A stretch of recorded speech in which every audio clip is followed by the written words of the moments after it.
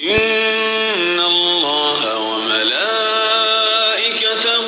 يصلون على النبي يا أيها الذين آمنوا صلوا عليه وسلموا تسليما. یہ سورہ الاحزاب کی آیت ہے جس میں اللہ تعالیٰ نے حکم دیا مسلمانوں کو کہ اے مومنو، اللہ اور اللہ کے جو فرشتے ہیں وہ بھی نبی پر صلاۃ پڑھتے ہیں، بھیجتے ہیں، تم بھی صلاۃ و سلام بھیجو۔ تو صحابہ نے پوچھا کہ یا رسول اللہ، سلام کا طریقہ تو اللہ تعالیٰ نے بتا دیا ہے، اب اللہ تعالیٰ ایک اور حکم دے رہا ہے صلاۃ کا، تو اس کا کیا مطلب ہے؟ تو نبی علیہ السلام نے کہا کہ اس طرح پڑھا کرو، اللہم صلی علی محمد وعلی آل محمد کما صلیت علی ابراہیم وعلی آل ابراہیم انک حمید مجید، اللہم بارک علی محمد وعلی آل محمد کما بارکت علی ابراہیم وعلی آل ابراہیم انک حمید مجید۔ اسی سورہ کے اندر اللہ تعالیٰ مومنوں کے اوپر بھی صلاۃ بھیجتا ہے، فرمایا ہو والذی یصلی علیکم وملائکتہ، کہ مومنو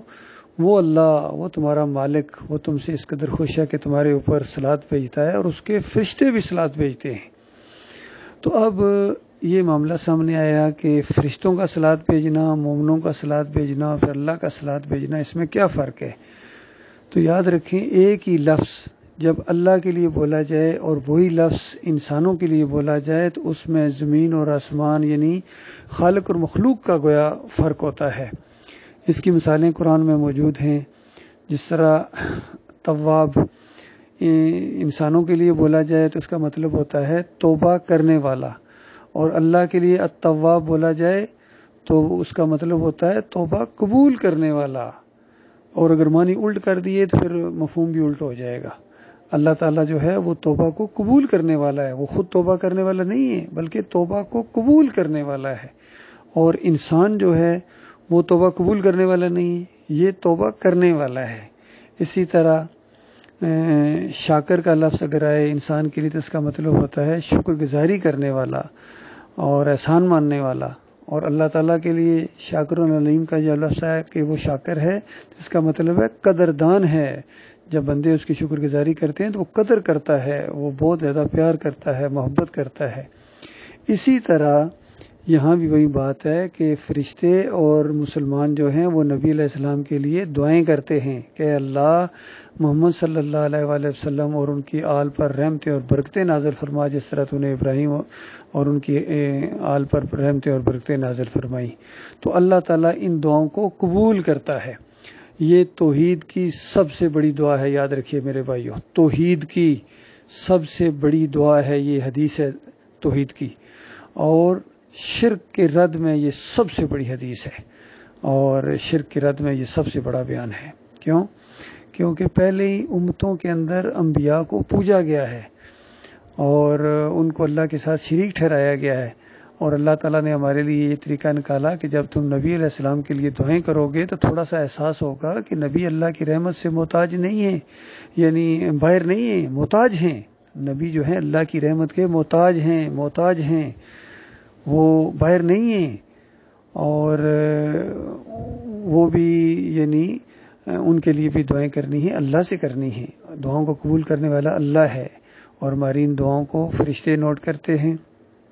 اور فرشتے یہ دعائیں اللہ کے پاس لے کے جاتے ہیں۔